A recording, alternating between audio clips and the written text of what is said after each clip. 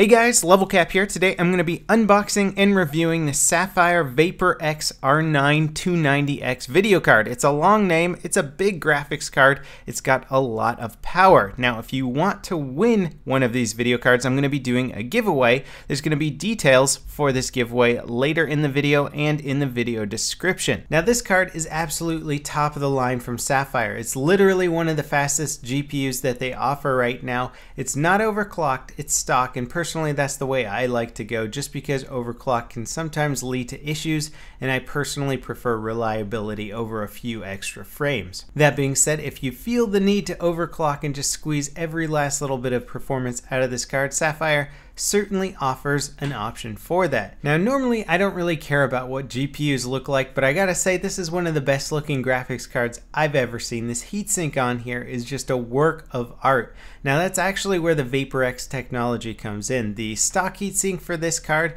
is generally pretty loud, but the heatsink that Sapphire's put on here uses vapor cooling technology, keeps the card much cooler, and it's also a very quiet GPU compared to the stock model. It has 2 DVI ports, 2 HDMI ports, 4 gigabytes of GDDR5 memory. It has a 1030 megahertz core clock speed, and if all these numbers don't really mean anything to you, it's actually rated as one of the top graphics cards in the 400 plus price range on Tom's Hardware, and that's actually a hardware site that I've been reading for years and years, and I always go to them for recommendations on what kind of GPUs to use. The box comes with all standard components, driver, manual. It has a nice little Mousepad addition there. You also get an HDMI cable, but let's take this into the game, see what kind of frames we're getting. If you look at the top left hand corner of the screen, I've left on my frame counter. Now you gotta remember, because I am recording right now using DxTory,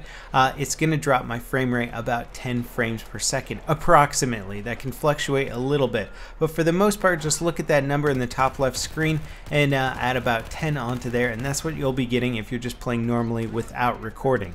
You'll see that I rarely dip below 100 frames per second, and this holds true for just about any map that I play on, whether it's 64 player, massive conquest. I'm still getting a very good frame rate overall.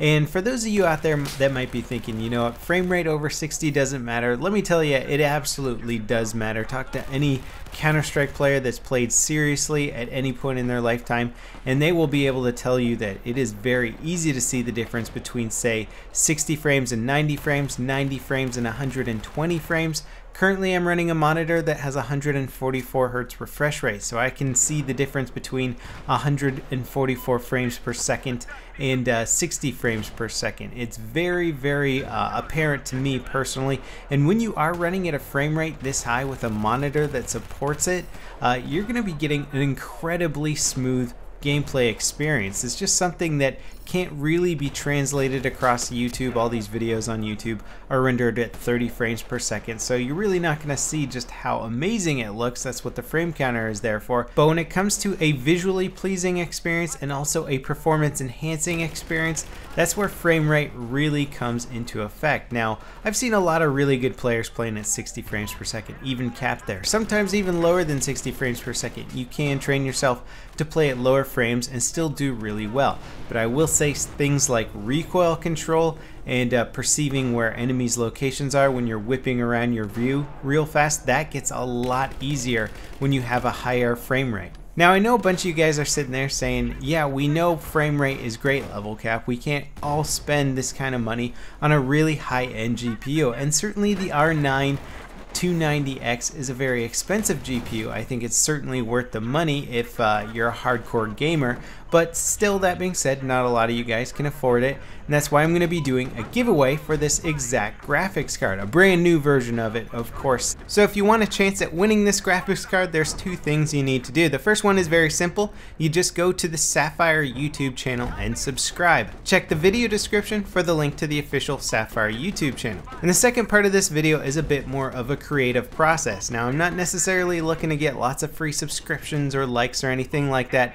but I do like to encourage creativity within any community, especially the Battlefield community. So if you head on over to my Facebook page, and there will be a link in the video description to the specific area you need to go to, there will be a submission comment there where you can submit poems about Battlefield. Now, this is going to kind of play on the Battlefield Moments thing, where you're going to describe an event that happened to you in Battlefield, but you're going to do so in poem form. This can be any kind of poem. It can be a haiku, it can be a limerick, it can be whatever style you choose. You're welcome to read the other poems there, perhaps get inspiration for your own. You can even upvote other poems, but ultimately I will be the one who decides which poem, in my opinion, is the most entertaining, and the person who writes the most entertaining poem will get the graphics card. You will have a full week to submit your poem, so certainly don't feel the need to rush with these. Make sure you submit some good entries. Now, if for whatever reason you don't end up winning the graphics card here, you can check out Sapphire's Facebook page. Sometimes they do giveaways on there. There's also a lot of economy level Sapphire GPUs,